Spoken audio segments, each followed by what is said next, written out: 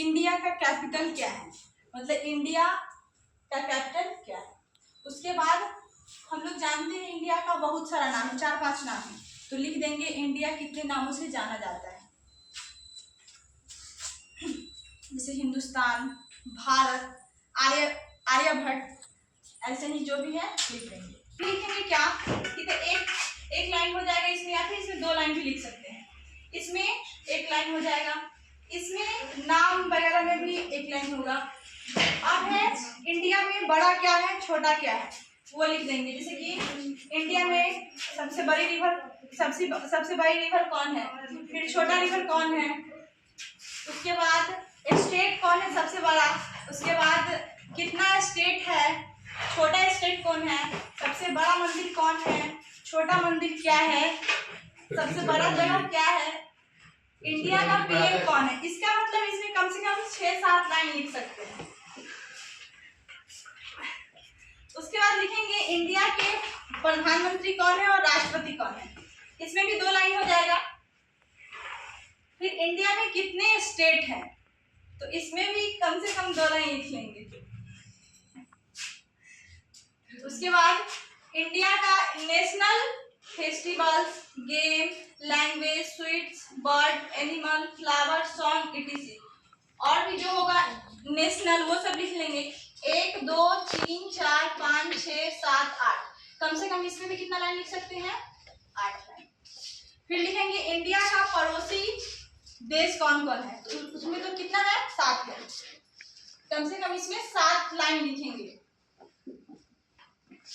फिर लिखेंगे उसका एरिया कितना है, इंडिया पूरे विश्व में कितना एरिया में है, फिर उसका पॉपुलेशन क्या है, कम से कम इसमें भी 4 लाइन लिख सकते हैं। अब हम फिर लास्ट में लिखेंगे इंडिया के जो फ्रीडम फाइटर थे, मतलब स्वतंत्रता सेनानी कौन कौन थे, उनके बारे में कुछ 2 लाइन लिख देंगे। कम से कम इसमें भी 5 लाइन लिख सकते हैं।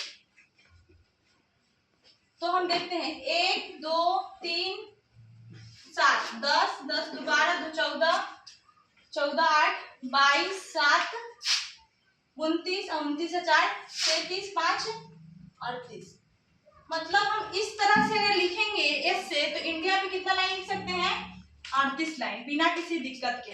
जब यही कहा जाता है इंडिया में लिखने के लिए तो हम स्टार्ट करने में भी हिचकिचाते हैं कहाँ से स्टार्ट करेंगे, क्या लिखे, लेकिन जब इस तरह का हिंट दे दिया जाएगा तुम लोगों को तो आराम से लिख सकती है ऐसे इंडिया पे। तो ये रहा इंडिया का ऐसे, जैसे कि स्टार्टिंग कहाँ से करेंगे, हमको मन होगा लिखेंगे इंडिया इज अ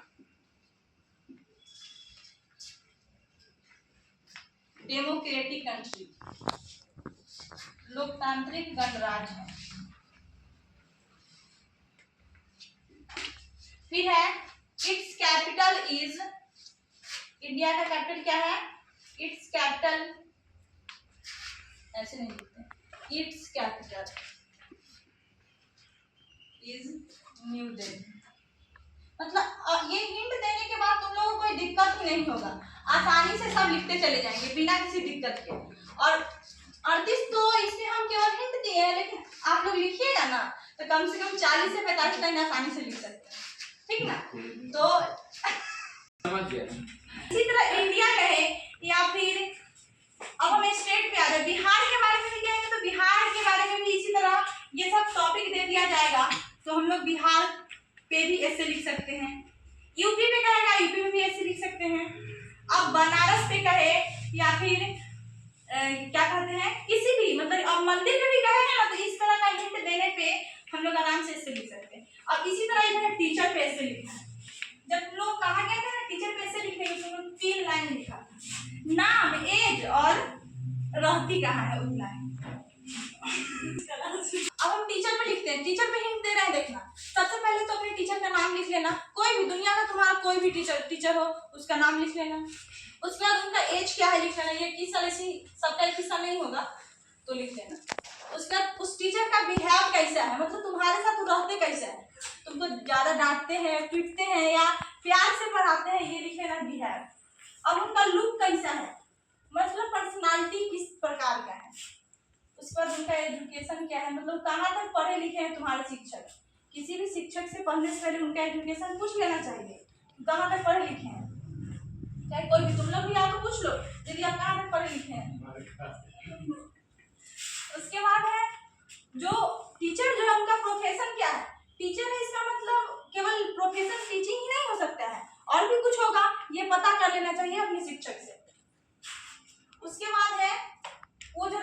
कहाँ है, वो कहाँ है?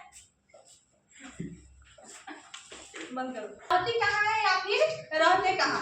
उसके बाद अब तुमको तो पता होगा, नहीं पता होगा तो पूछ लेना कभी कभी शिक्षक से, अपने शिक्षिका जो भी होंगी, कि उनका फेवरेट थिंग्स क्या क्या है।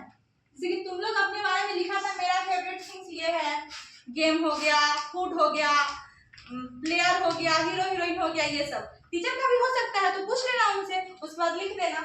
उसके बाद है उनका टीचिंग एक्सपीरियंस क्या है, मतलब वो कब से पढ़ा रही है, कितने स्टूडेंट को पढ़ा चुकी है, ये सब भी टीचर से पढ़ने से पहले पूछ लेना चाहिए, ताकि पता चले कि कितने बच्चों को पढ़ा चुकी है अभी तक। उसके बाद है उनका हॉबी क्या है, ये भी लिख सकते हैं। अब इन्हें केस में एक लाइन, इसमें 2 लाइन, इसमें कम से कम 3-4 लाइन लिख सकते हैं, मतलब 4 लाइन। इसमें भी 2 लाइन लिख लेंगे। एजुकेशन अगर ज्यादा होगा तो 5 लाइन, कम होगा तो 2-3 लाइन लिख लेंगे। प्रोफेशन में भी 2 लाइन लिख सकते हैं। रहती कहाँ है या रहते कहाँ है, इसमें भी 2 लाइन, 1 लाइन लिखते हैं। फेवरेट थिंग्स में तुम लोग का बहुत सारा था, तो मान लेते हैं तुम्हारे शिक्षक का 5 गो होगा, 5 गो लिखिए। हॉबी 1, टीचिंग एक्सपीरियंस में 3 या 4 लाइन लिख सकते हैं, मतलब 4 लाइन। अब गिनते हैं कितना लाइन हो सकता है। 1 2 6, 4 2 6 2 8, 8 5 13 2 15, 1 16, 5 21, 1 22, 4 26, मतलब अब हम लोग 26 लाइन लिख सकते हैं। ये केवल टीचर ने बताया। तुमको कहेंगे मम्मी पे लेख लिखो, अब इसी तरह लिखेंगे तो लिखा जाएगा मम्मी पे। अब पापा पे लिखने के लिए तो लिखा जाएगा, दीदी पे लिखने के लिए लेख तो भी लिखा जाएगा, भैया पे कहे लिखने के लिए उस पे भी लिखा जाएगा।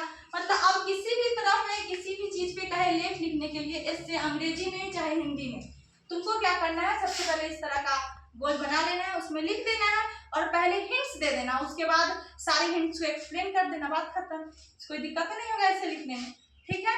चलो।